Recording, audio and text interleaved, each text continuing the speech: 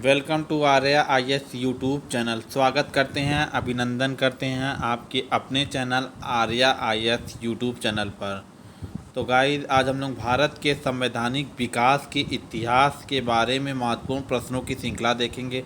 Video में first time visit कर रहे हैं तो वीडियो को प्लीज़ लाइक करके चैनल को सब्सक्राइब कर दीजिए। चलिए शुरू करते हैं। तो मित्रों, पहला क्वेश्चन आ रहा है कि निम्नलिखित में से किसने 1935 के अधिनियम के बारे में कहा, एक कार जिसमें ब्रेक तो है पर इंजन नहीं है? ए जवाहरलाल नेहरू, बी सी राजगोपालाचारी, सी महात्मा गांधी और डी SC बोस। तो राइट ऑप्शन हो जाएगा जवाहरलाल नेहरू ने कहा कि एक ऐसी कार जिसमें ब्रेक तो है बट इंजन नहीं है। नेक्स्ट देखिएगा, 1935 के भारत शासन अधिनियम द्वारा प्रस्तावित फेडरल यूनियन में राजसी प्रांतों को शामिल करने के पीछे अंग्रेज़ों की असली मंशा थी। ए राजसी प्रांतों पर और अधिक और प्रत्यक्ष राजनीतिक और प्रशासनिक नियंत्रण रखना। बी कह रहा उपनिवेश के प्रशासन में राजाओं को सक्रिय रूप से शामिल करना। सी कह रहा अंग्रेज़ों द्वारा समस्त राजसी प्रांतों के संवैधानिक, राजनीतिक और प्रशासनिक अधिग्रहण को अंततः प्रभावी बना। और डी कह रहा है राष्ट्रवादी नेताओं के साम्राज्यवाद विरोधी सिद्धांतों को व्यर्थ करने के लिए राजाओं का इस्तेमाल करना। तो मित्रों, ये बहुत इंपॉर्टेंट क्वेश्चन है, तो इसका जो राइट ऑप्शन हो जाएगा राष्ट्रवादी, ऑप्शन डी हो जाएगा इसका, कि राष्ट्रवादी नेताओं के साम्राज्यवाद विरोधी सिद्धांतों को व्यर्थ करने के लिए राजाओं का इस्तेमाल किया जाना। नेक्स्ट देखिएगा, भारत सरकार अधिनियम 1935 के बारे में क्या सही नहीं है? इम्पॉर्टेंट फैक्ट है, क्या नहीं है ज़रूर देखिएगा, कोई भी क्वेश्चन हो नहीं है। क्या कह रहा है? ए राज्यों के में उत्तरदायी शासन स्थापित करना। बी कह रहा है बंगाल में द्विसदनात्मक विधान मंडल प्रारंभ हुआ। सी कह रहा है सांप्रदायिक निर्वाचन व्यवस्था समाप्त की गई। और डी कह रहा है राज्यों के लिए संघ में शामिल होना अनिवार्य था। तो राइट ऑप्शन इस क्वेश्चन का हो जाएगा मित्रों, सांप्रदायिक निर्वाचन व्यवस्था समाप्त कर दी गई, क्योंकि उस समय देश में जो व्यवस्था चल रही थी उसमें अंग्रेज़ों को अपने शासन को सुरक्षित करने के लिए किया गया। नेक्स्ट देखिएगा मित्रों, कांग्रेस द्वारा 1935 के गवर्नमेंट ऑफ इंडिया एक्ट को अस्वीकार किए जाने का कारण क्या था? What is the main reason of deny in 1935 government of Indian act? पहला कह रहा है इसके निर्माण में भारतीयों से परामर्श नहीं लिया गया था। दूसरा बी कह रहा है यह एक्ट भारत में जनप्रतिनिधि सरकार की स्थापना की संभावना समाप्त कर रहा था। सी कह रहा है प्रांतीय स्वायत्तता के नाम पर की गई व्यवस्थाओं से प्रजातांत्रिक अधिकारों का हनन हो रहा था। और डी कह रहा तो उपरोक्त सभी। तो इस प्रकार जो राइट ऑप्शन हो जाएगा उपरोक्त सभी हो जाएगा। नेक्स्ट देखिएगा, सन 1935 के विधेयक के तहत गठित संयुक्त संसदीय समिति के अध्यक्ष थे, जिसके परिणामस्वरूप भारत सरकार कानून 1935 निर्मित हुआ। Lord Linlithgow, James MacDonald, Winston Churchill, Clement Attlee. तो इस प्रकार जो राइट ऑप्शन हो जाएगा लॉर्ड लिनलिथगो, इसका सही हो जाएगा। नेक्स्ट कह रहा है 1935 के भारत सरकार अधिनियम संघीय सरकार की स्थापना करना है। बी कह रहा संघीय न्यायालय की स्थापना। सी कह रहा राज्यपाल के अधिकारों को सीमित करना। और डी कह रहा व्यक्त मताधिकार प्रदान करना। यानी इसमें कौन सा सही है? तो एक संघीय न्यायालय की रचना करना। नेक्स्ट देखिएगा मित्रों, संघीय न्यायालय की स्थापना करना।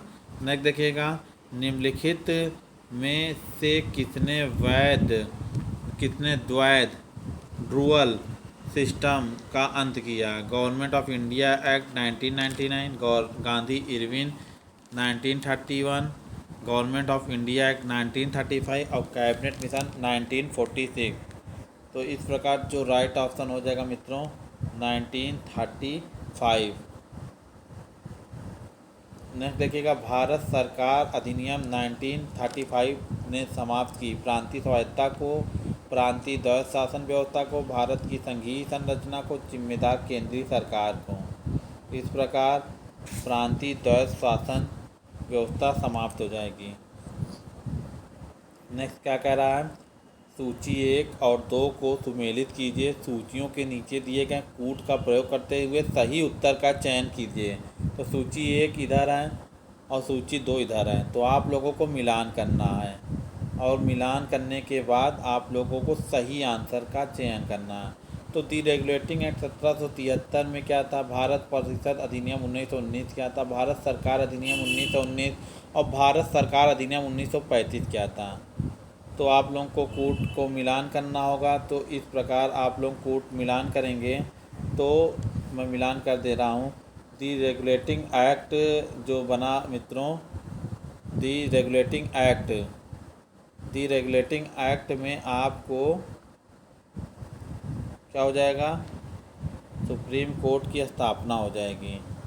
और भारत परिषद अधिनियम में 1919 में सांप्रदायिक निर्वाचन मंडल का प्रारंभ, यानी क्या हो गया, मुसलमानों के लिए कहीं ना कहीं निर्वाचन को अलग करने यानी बांटो राज करो की नीति की झलक दिखती है।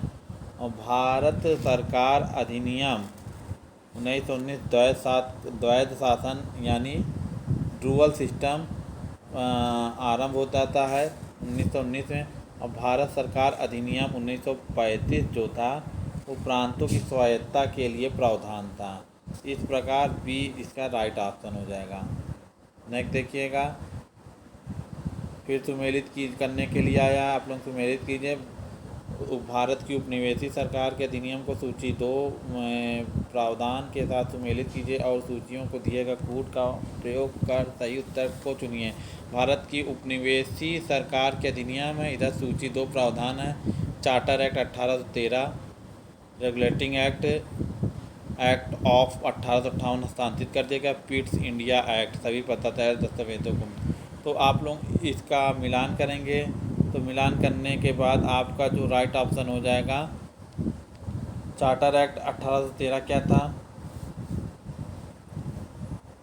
क्या था मित्रों, कि भारत सरकार भारत में ईस्ट इंडिया कंपनी के कार्यों को पूरी तरह विनियमित करने के लिए ब्रिटेन में बोर्ड ऑफ कंट्रोल की स्थापना हुई। रेगुलेटिंग एक्ट में भारत में कंपनी का व्यापार एकाधिकार समाप्त कर दिया गया। एक्ट ऑफ 1858 शासन का अधिकार ईस्ट इंडिया कंपनी के ब्रिटिश काउंट को, क्योंकि 1857 की क्रांति के बाद अब कंपनी पर प्रत्यक्ष नियंत्रण किसका हो जाएगा, तो ब्रिटिश काउंट यानी ब्रिटिश राजा का हो जाएगा। और नेक्स्ट कह रहा है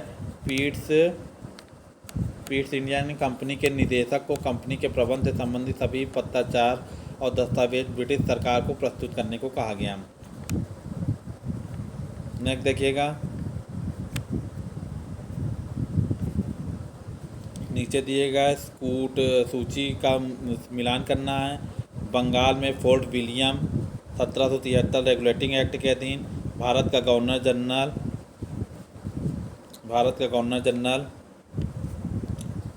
और गवर्नर जनरल ऑफ इंडिया अल एक्ट और लुई माउंटबेटन। तो इस तरह आप लोगों को मिलान करना है। तो चलिए इसका भी मिलान कर लिया जाता है। तो कूट का इसमें ऑप्शन क्या हो जाएगा, जैसे बंगाल में फोर्ट विलियम कॉलेज को मिलान करना है। तो आप लोग देख रहे होंगे कि इसका जो है क्या हो जाएगा, फोर्ट विलियम कॉलेज में क्या हो गया था।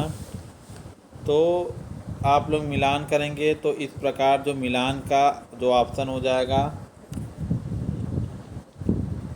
ये हो जाएगा, यानी मिलान कर लीजिएगा आप लोग। जैसे बंगाल में फोर्ट विलियम कॉलेज 1773 के रेगुलेटिंग एक्ट के तहत लॉर्ड कॉर्नवालिस वायसराय दूसरा क्या कह रहा है, दूसरा कह रहा है भारत का गवर्नर जनरल।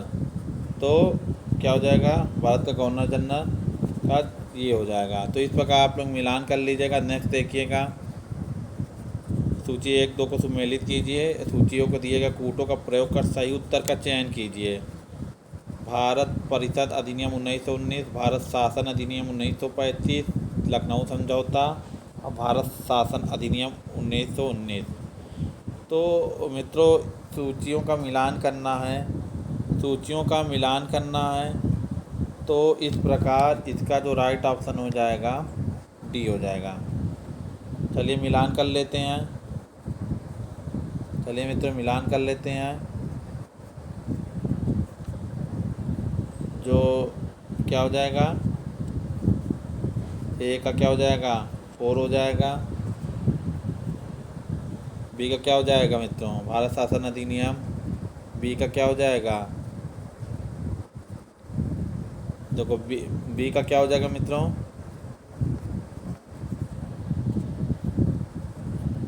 भारत परिषद अधिनियम लॉर्ड मिंटो के समय में आया था।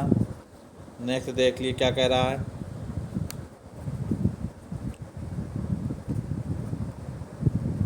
नेक्स्ट का क्या हो जाएगा, प्रांतीय स्वायत्ता दी गई थी 1935 में। लखनऊ समझौता था 1916 में। भारत शासन अधिनियम द्वितीय शासन का प्रारंभ हो गया था। तो इस प्रकार भारत परिषद अधिनियम लॉर्ड मिंटो के समय में आया। भारत परिषद अधिनियम लॉर्ड मिंटो के समय में आया। भारतीय शासन अधिनियम में प्रांत को स्वायत्ता दी गई। लखनऊ समझौता 1916 में हुआ और भारत शासन अधिनियम द्विपद्धति का आरंभ हुआ। इम्पॉर्टेंट चीज़ है मित्रों, बार बार सूचियों का मिलान आता है।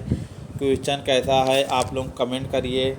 वीडियो में अच्छे अच्छे क्वेश्चन को समाहित किया जाता है जिससे आपकी समझ विकसित हो सके। देखिए नीचे भी एक कूट का मिलान करने क्या आ रहा है, तो इंडियन काउंसिल, भारत सरकार अधिनियम 1919, भारत सरकार अधिनियम 1935, स्वाधीनता अधिनियम 1947। तो मिलान करना है तो आप लोग मिलान कर लीजिएगा। तो मिलान कर दे रहे हैं। इंडियन काउंसिल एक्ट, माले मिंटो सुधार, भारत सरकार अधिनियम मॉन्टेस्क्यू चेम्सफोर्ड सुधार, भारत सरकार अधिनियम 1919,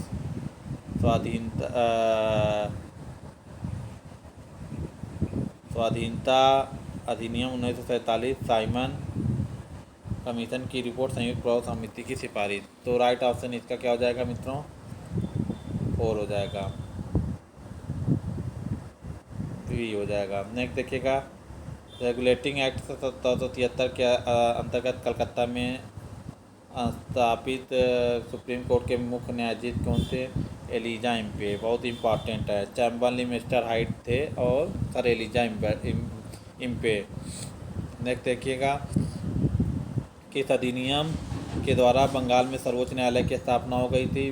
बहुत ईजी क्वेश्चन है। रेगुलेटिंग एक्ट 1773 के तहत 1774 में कलकत्ता में एक सर्वोच्च न्यायालय की स्थापना होती है। सर एलिजा इम्पेस के मुख्य न्यायाधीश होते हैं। 3 अन्य न्यायाधीशों में चैम्बर्स, लिमेस्टर और हाइड होते हैं।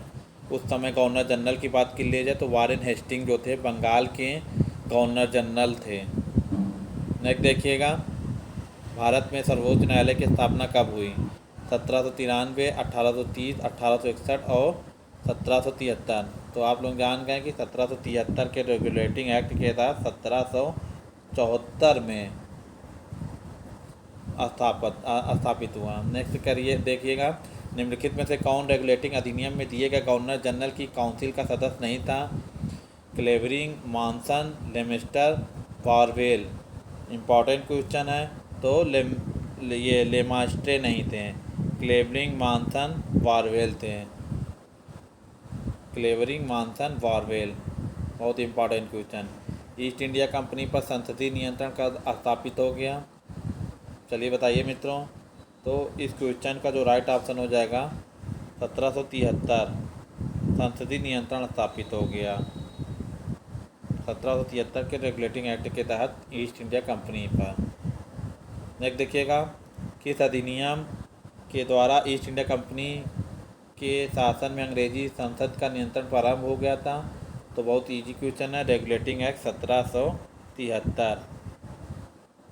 नेक्स्ट देखिएगा, 1773 में पारित किस एक्ट के द्वारा ईस्ट इंडिया कंपनी के कार्यकालों को ब्रिटिश शासन के नियंत्रण में लाया गया।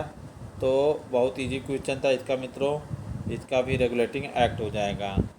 बार बार रेगुलेटिंग एक्ट 1773 के बारे में चर्चा हो रही है क्योंकि यह पहला रेगुलेटिंग एक्ट था जो कंपनी के शासन को ब्रिटिश नियंत्रण में लाना था और कंपनी में व्याप्त दोषों को दूर करना था, और ब्रिटिश नियंत्रण के द्वारा इस पर पूरा पूरा क्या था, पूरे इसका पावर जो था ब्रिटिश नियंत्रण कर रही थी कंपनी के शासन के अधीन। नेक्स्ट क्या देख लीजिएगा, निम्नलिखित अधिनियमों में से प्रथम बार किसने गवर्नर जनरल ऑफ बंगाल के पद हेतु प्रावधान किया गया था? 1773 पिट्स का भारत अधिनियम, 1784 1813 चार्टर अधिनियम और 1833 का अधिनियम। तो राइट ऑप्शन मित्रों इस क्वेश्चन का हो जाएगा 1773 के अधीन प्रथम बार गवर्नर से गवर्नर जनरल हो गए, यानी अब बंगाल का गवर्नर बंगाल का भी रहेगा, मद्रास का भी रहेगा, मुंबई का भी रहेगा, और वारेन हेस्टिंग बन जाते हैं इस प्रकार गवर्नर से गवर्नर जनरल। पहले वो बंगाल के गवर्नर जनरल होंगे, नेक्स्ट 1773 के रेगुलेटिंग एक्ट के तहत हुआ बंगाल के हो जाएंगे, मद्रास के हो जाएंगे, मुंबई पे हो जाएंगे। इसका मतलब क्या हुआ कि इसका मतलब हुआ इन सभी क्षेत्रों पर कानून बना सकते हैं, प्रत्यक्ष शासन कर सकते हैं। नेक्स्ट देखिएगा, भारत के प्रथम गवर्नर जनरल की नियुक्ति कब हुई थी? तो इसमें 1774 दिख रहा है, तो 1774 भी हो सकता है। ऑप्शन अगर 1773 होगा तो 1773 आप लोग इसको क्लिक करेंगे। नेक्स्ट देखिएगा, ईस्ट इंडिया कंपनी के व्यापारिक अधिकारों की समाप्ति निम्नलिखित में से किस अधिनियम द्वारा की गई? 1773 का रेगुलेटिंग एक्ट, 1813 का चार्टर एक्ट, 1833 का चार्टर एक्ट, 1853 का चार्टर एक्ट। तो चलिए मित्रों बता दीजिए इस क्वेश्चन का आंसर जल्दी से। तो 1813 का चार्टर एक्ट, 1813 का चार्टर एक्ट। नेक्स्ट देखिएगा मित्रों, 1813 के चार्टर एक्ट में भारत में अंग्रेजी नीति में निम्नलिखित में किस क्षेत्र में मौलिक परिवर्तन आया? कृषि, शिक्षा, जन स्वास्थ्य और प्रौद्योगिकी। जल्दी से बता दीजिए, इसका क्वेश्चन हो जाएगा शिक्षा के क्षेत्र में परिवर्तन हुआ। नेक्स्ट देखिएगा, चीन के साथ व्यापार करने की ईस्ट इंडिया कंपनी के एकाधिकार का निम्नलिखित के चार्टर एक्ट से उन्मूलन कर दिया गया। तो बताइए मित्रों, बहुत अच्छा क्वेश्चन आ रहा है आपके सामने, तो आप बताएंगे, जल्दी से कमेंट कर दीजिए। आप लोगों को 1833 का जो चार्टर एक्ट है कंपनी को अब जो एकाधिकार था वो चीन के साथ भी क्या हो गया, समाप्त कर दिया गया। चलिए नेक्स्ट देखिएगा। चलिए मित्रों नेक्स्ट देखते हैं, ब्रिटिश ईस्ट इंडिया कंपनी ने चाय के व्यापारिक एकाधिकार को खो दिया। 1793, 1813, 1833 और 1853। तो 1833 के चार्टर एक्ट द्वारा ब्रिटिश कंपनी ने चाय के साथ भी व्यापारिक एकाधिकार को क्या कर दिया गया, समाप्त कर दिया गया मित्रों। बहुत इंपॉर्टेंट क्वेश्चन। नेक्स्ट देखिएगा, किस अधिनियम के द्वारा ब्रिटिश सरकार ने ईस्ट इंडिया कंपनी का चाय व चीन के साथ व्यापार का एकाधिकार समाप्त कर दिया गया? रिपीटेड क्वेश्चन बार बार इसलिए पूछा जा रहा है कि आपको मस्तिष्क में याद हो जाए। तो 33 का चार्टर अधिनियम आया। नेक्स्ट देखिएगा, चार्टर एक्ट 1833 निम्न प्रावधानों में से कौन सा एक नहीं था? इम्पॉर्टेंट चार्टर एक्ट है जिसमें कंपनी के चीन के साथ पूर्णतः व्यापार को क्या कर दिया गया, प्रतिबंधित कर दिया गया। तो चार्टर एक्ट 1833 के प्रावधानों में निम्न में से कौन सा कथन नहीं है? नहीं था पूछा जा रहा, बार बार नहीं था। तो इसका जो आप लोग राइट ऑप्शन देख लीजिएगा, गवर्नर जनरल की विधि सदस्य के रूप में एक भारतीयों की नियुक्ति नहीं था। बाकी ईस्ट इंडिया कंपनी की व्यापारिक गतिविधियों पर नियंत्रण था। काउंसिल की परम सत्ताधारी के पद नाम से भारत के गवर्नर जनरल के पद नाम में बदलना।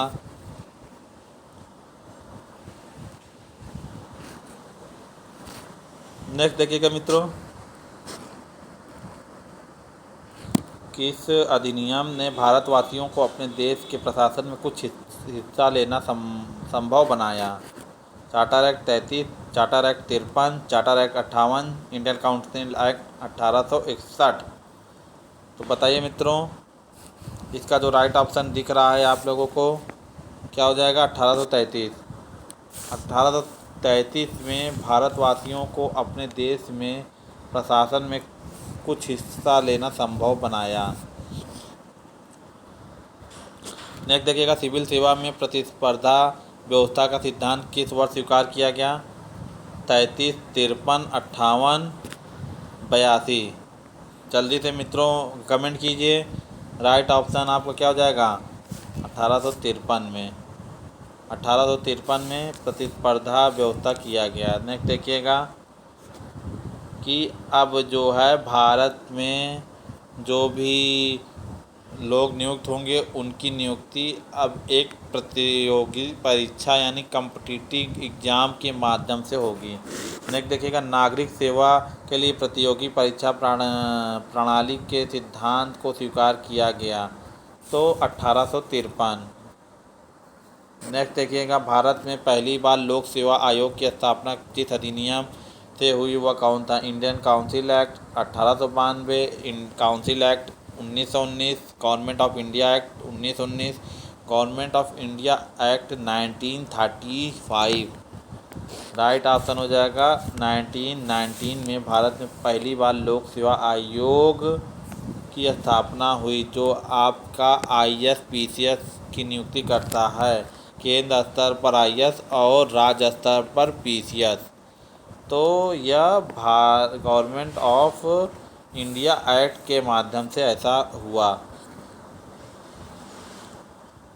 भारत में पहली बार लोक सेवा आयोग की स्थापना कब की गई? फिर वही क्वेश्चन रिपीटेड है तो इसलिए क्या किया जा रहा है कि आपको कंठस्थ हो जाए। गवर्नमेंट ऑफ इंडियन एक्ट के द्वारा लोक सेवा आयोग की स्थापना की गई। लोक सेवा आयोग की परीक्षा इंग्लैंड तथा भारत में एक साथ कराने की संस्तुति निम्नलिखित में से किसके द्वारा की गई थी? एचिसन आयोग, हाउस आयोग, Montesquieu Chelmsford report, Lord Cornwallis. तो मित्रों इसका जो राइट ऑप्शन हो जाएगा मॉन्टेस्क्यू चेम्सफोर्ड रिपोर्ट आई थी 1919 में ही, और ऐसी संस्तुति की गई कि जो प्रतियोगी परीक्षा है वह इंग्लैंड तथा भारत के हो, मतलब 1858। नेक्स्ट कह रहा है 1858 में भारतीय में वित्तीय प्रशासन का सर्वोपरि नियंत्रण निम्नांकित में से निहित है। भारत में supreme government, British parliament, England में board of control of council secretary, तो ब्रिटिश पार्लियामेंट में।